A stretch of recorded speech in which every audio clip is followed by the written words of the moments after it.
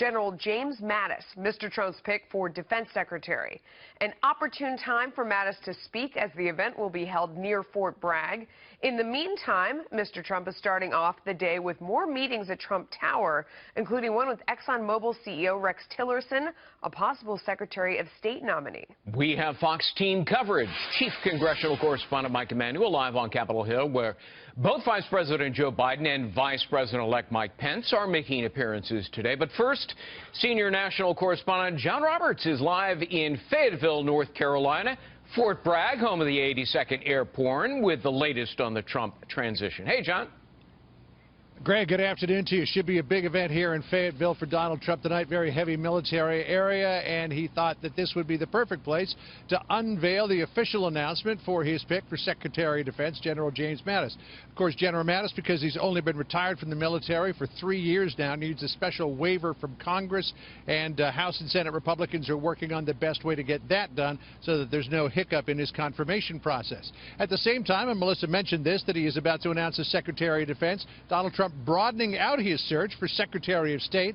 We were told last week he was down to 4 finalists, but he continues to meet with new people. He met with John Bolton last Friday. Today he's meeting with ExxonMobil President and CEO Rex Tillerson, an indication that Donald Trump is willing to look outside of the political and military fields to fill out his cabinet positions for things like top diplomat. And at the same time that he's doing that, the Trump transition team continuing to get questions about that call that he took from the Taiwanese president, Tsai Ing-wen, a couple of days ago. This morning, Mike Pence, his running mate, said Donald Trump is fully aware of the long-standing one China policy. Here he is.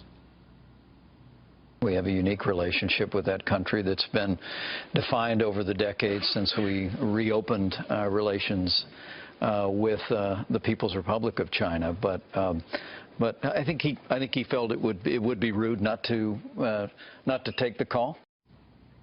And the intrigue over how this all happened deepened a little bit last night when former Senator and presidential candidate from 1996, Bob Dole, said that his law firm, Alston & Bird, likely had something to do with arranging that phone call, because Alston & Bird does work for the Taipei Cultural and Economic Development Office. We're not sure what this all means at this point, Greg. It could mean nothing, could be just a courtesy, or it could be an indication of a slight shift in policy toward China. We'll see. Yeah, Greg? bit of a mystery, but the talk of the morning seemed to have been Mr. Trump trying to clip the wings of the Air Force One project, right?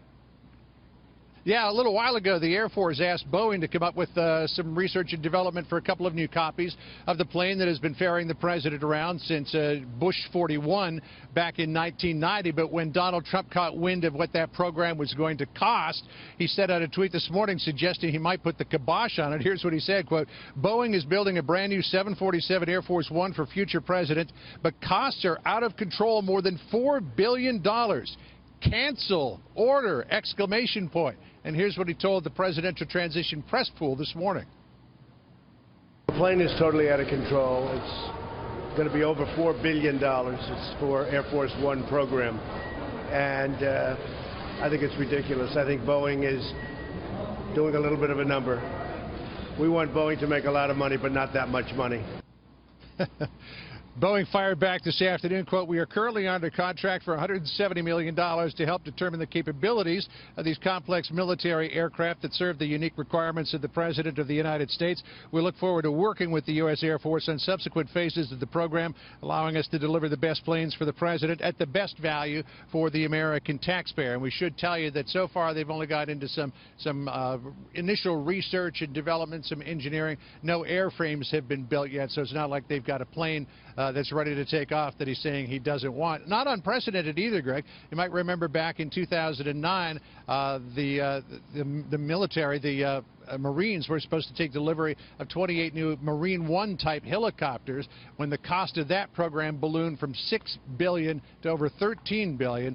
President Obama canceled it. Just one final note too, Greg. Donald Trump did hold some shares in Boeing, but we understand from his campaign that he sold those shares a while ago, sold all of his shares in all companies companies. Back in June, Donald Trump has said he's never been a huge fan of stocks, and while his portfolio may be substantially larger than yours or mine, probably doesn't represent a huge percentage of his total holdings, right? Yeah, it's a small percentage, but for you and me, pal, wow, that'd be some cash. I'd be living easy. Yeah, oh, yeah, easy street. Be living easy in some remote island somewhere, yeah. Thanks, Greg. All right, John Roberts. John, thanks.